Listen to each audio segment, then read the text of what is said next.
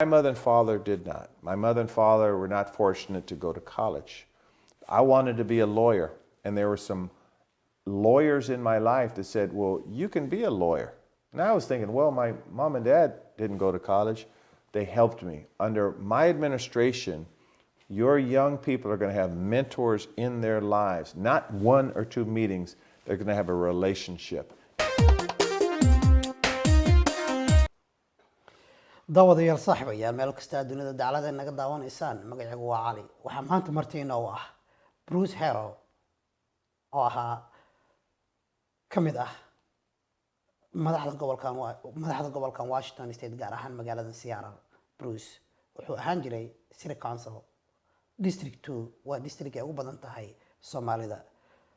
Bruce inkastoo ahaa duqa xaafadan Seattle ay ugu badan tahay Soomaalida haatan wuxuu martiina ugu yahay studiogeena. Bruce, welcome to our studio. Thank you for having me. So tell us, Bruce, about yourself. As a Somali community, we know who you are, but we need you from your mouth to tell us who you are and what do you do. Well, thank you for the opportunity to share with your wonderful community a little bit about me and what I can do for your community. I was born here. My mother and father, my father came from down south, who was an African-American man, and my mother was born here as a Japanese-American, and she was interned during World War II when they put Japanese in concentration camps. My father was from Louisiana, where there were some very unfair laws for African-Americans, and when they came here and went to high school here in Seattle and raised their family, myself and my brother, they said, most importantly, always remember your community. Fight for people to have a fair chance at a good education, at good jobs, good places to socialize, good places to eat. And so I went to the University of Washington, and my roommate was from Somali, Rashid Mohammed. And he and I dreamed about having groups like this, the Community Services Organization, and a strong Somali population and other groups. And he was a dear friend his entire life. We lost Piccolo a few years ago, and I was with him to the end.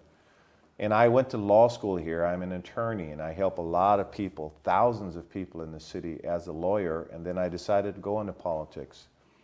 And what I hope to bring as mayor is a person that, number one, knows this community. I didn't just move here. I've been here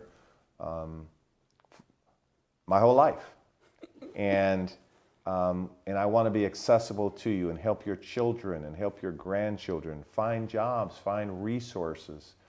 So I'm going to be, I think, the strongest mayor in terms of a commitment to our community. I didn't just wake up and decide I was going to do this last week or last year. I could produce news articles when I was in the newspaper in the 1970s saying that I was preparing for this moment in Seattle, preparing for this moment. So that's me. I'm joined here with my wife, and this is going to be a team effort because I always have to be around people who are smarter than me, and that would be my wife. So I look forward to working with your community and being a strong partner. Thank you, Mr. Bruce. We know you've been a president of the City Council of City of Seattle, and you've been in mayor's office once in a while.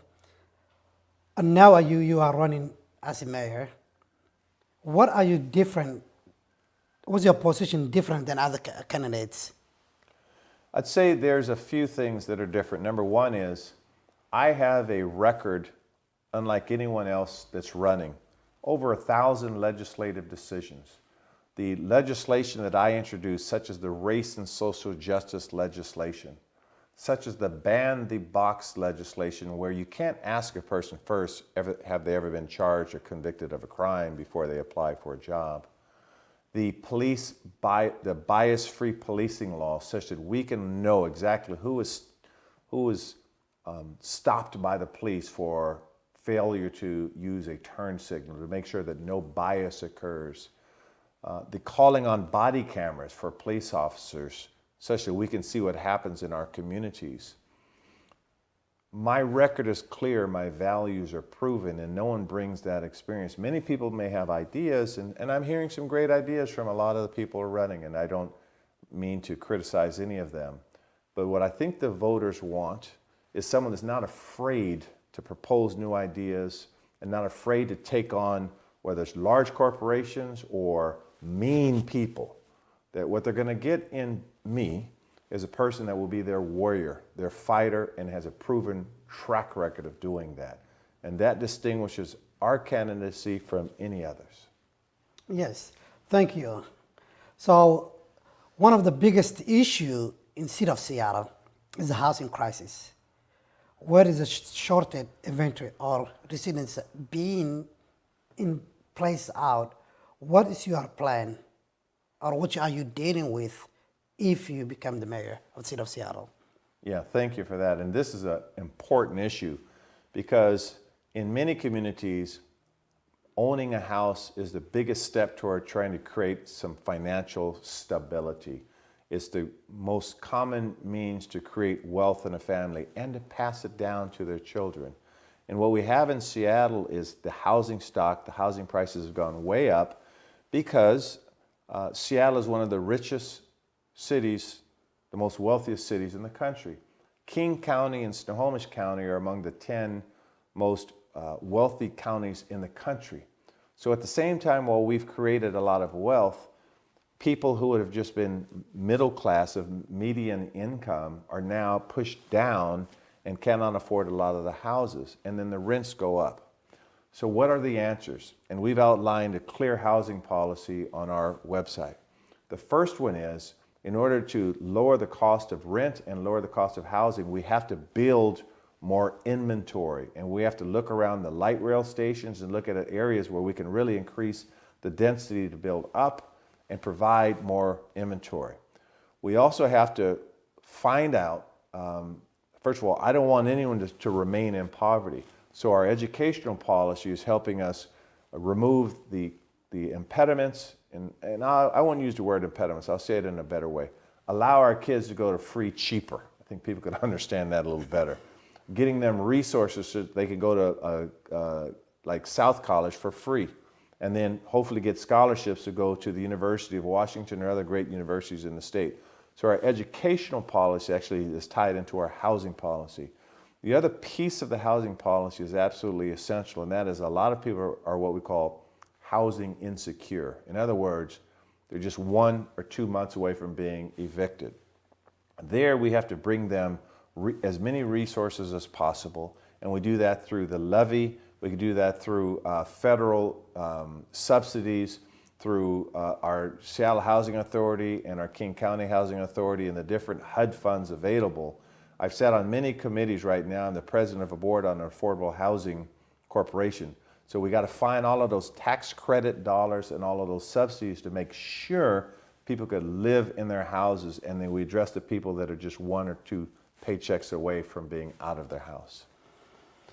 Thank you again. So another issue had in the city of Seattle, especially immigrant community or color communities, such as, like, for example, when the youth had an issue, they go to jail. If they come out, they never get a second opportunity. If you become, what will you do for those kind of issues you had our youth? Yeah. So as a lawyer, I spent a lot of time working with our youth, defending our youth in the youth jail who were sometimes overcharged with crimes because I wanted to get them back on the right path. And that's exactly why I passed the ban the box legislation, such that whether they were youth or adults, that their criminal past can't come back and be used against them. I'm heavy into mentoring. That for me, when I was a young person in Seattle, a long time ago I might add, I had people in my life, teachers, mentors, coaches, counselors.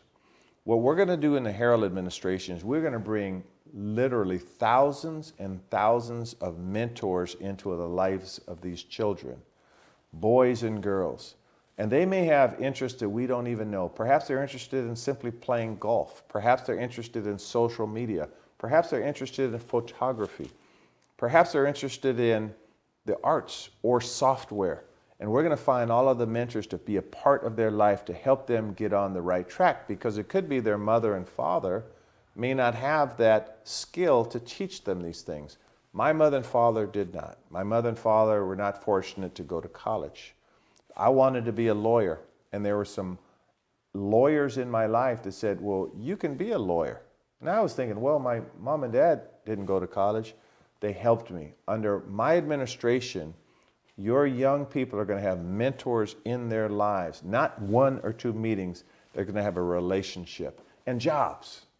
You're going to see the intern programs and the mentorship programs and youth employment taken at new levels like you've never seen it before. One of the best things you could do for a young person is give him or her a job and an opportunity, and they feel good about themselves. And when a person feels good about themselves, they do even better. So that's what you're going to see in our platform. Okay. So let's get to talk about a little bit for the justice, since you've been a lawyer and you've been in law school. As we know, our law enforcement, they're killing, either mistake or non-mistake, our black communities. If you become a mayor, what will you do on the new system you have? What you have strategic plan to help both of us, either cabs or our people, because as a black man, it's too difficult to walk on the street sometimes. And we know that's in the news and everywhere. What's your plan? Yeah, and you asked earlier about what sort of sets me apart from the other candidates. I have cross-examined police officers on the stand. I have looked at them and asked about why they do what they've done when I thought what they've done was completely wrong, okay? And with that kind of experience, we will change the whole culture of the police department.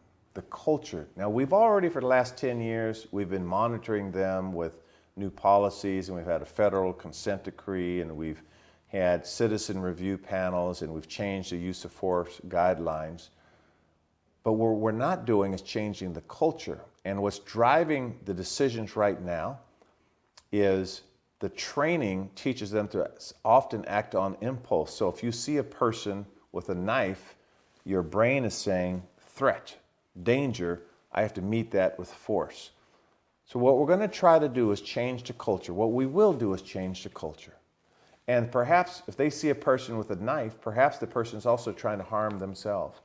They need mental health crisis counseling. So we want to bring a new skill set to that person. We want people to see in their own training a human life, not necessarily threat. Now, we all know there are going to be times where that person is a threat. But we're going to teach them through cultural training, cultural bias, and having leaders within its own organization say, what happened to George Floyd was wrong. That was wrong. We're going to have them break the code of silence to say, in Seattle, with the Seattle Police Department, every human being matters. And we're going to teach that and preach that and celebrate that and live that, and you're going to see a culture change. And we're going to have strong leaders.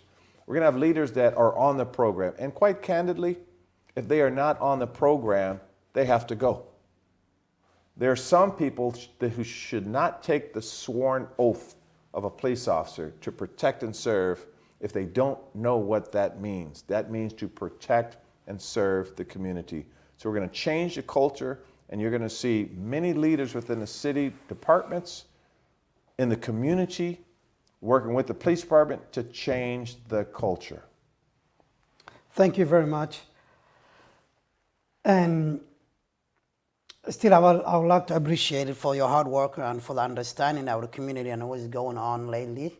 And another question is, people, they said, when the candidate or someone want to be running office, they're so sweet. But when they get in the office, they never open the door. Are you different than that kind of people? So, again, what sets me apart is I was born in this city. And on my campaign, and number one, I welcome all of you to help me on our campaign. This is a team sport. That I have people that I've known since I was 8, 9, 10 years old. My wife, who I've been with for 30 years, people I've been with for 20 years. I am accessible. I am one of you. And so my door will be open. I will be part of the community. And in the process of November, when the votes are there, between now and then, I say, let's join this together. We are creating a movement in my campaign. We have a very diverse group. We have people from all over the city, all kinds of backgrounds, all kinds of religions. We're holding hands, not literally because of COVID, bumping elbows and celebrating our differences and celebrating that which we have in common. And they will make sure I'm accessible to all of you. That's what energizes me. So yes, I'll be there for you, with you, and by your side. Still similar questions again. Why people of City of Seattle, they're voting for you? Why? Why should Seattle people voting for you? They should vote for me, I think, largely based on two things. My authenticity. You can't experience the things I've experienced in life and be phony. That I am real talk. I won't lie to you. I'll look you in the eye and tell you what I think is the truth. That's the first thing. And the second thing is I'm value-based. I don't go like this. Which way is the wind blowing? Which way should I figure this out? I research things as I know how to do, but then I also have my heart to guide me. And my values are good values. I come from a position of love, not a position of hate. If I see someone that is homeless, I don't hate them. I want to understand what put them in that situation. So my authenticity and my values will be what people, I think, they want in this city. I think they're tired of poor leadership. I think they're tired of phony politicians. I think they're tired of people saying one thing and then changing their mind and backing off. It's okay to make a mistake. If you make a mistake, admit you made a mistake. So I think those two characteristics will be what the voters will see in me and hopefully choose me to be their next mayor. So thank you very much, Bruce. And also, still, I will appreciate it for all the time and you've been in the city of Seattle and you've been in our community. And also, you know, when our Somali community, when we are 3 people in this state, but now we are thousands and thousands. We're talking about a 50,000 plus. They can vote for you today or tomorrow or in the future, whatever time you're willing to come. We now, city of Seattle, they give away voucher, Democrats voucher. What would you ask for the community? So you get $100 of vouchers, and I'd ask that they donate those vouchers to the Harrell campaign.